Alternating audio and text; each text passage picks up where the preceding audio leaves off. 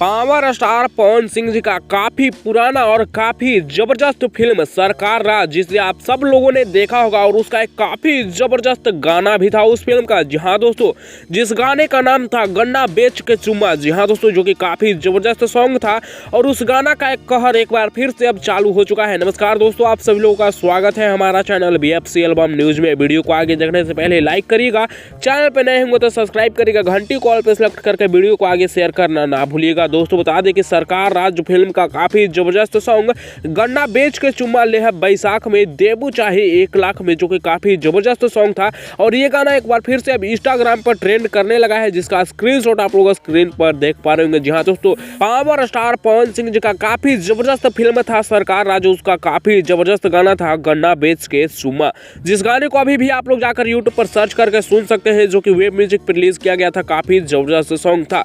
फिलहाल इस गाने के बारे में और इस फिल्म के बारे में आप लोगों का क्या है कहना, आप लोग अपना राय नीचे कमेंट्स में देना ना भूलिएगा। सो मैं इस वीडियो को यहीं पर खत्म करता हूं। आप लोगों को वीडियो कैसा लगा नीचे कमेंट्स में बताइएगा। अपडेट पसंद आया होगा तो लाइक शेयर सब्सक्राइब करना ना भूलिएगा। मिलते हैं नेक्स्ट वीडियो में नए अपडेट के साथ। बने रहिएगा आप हमारे चैनल BFC एल्बम न्यूज के साथ। धन्यवाद।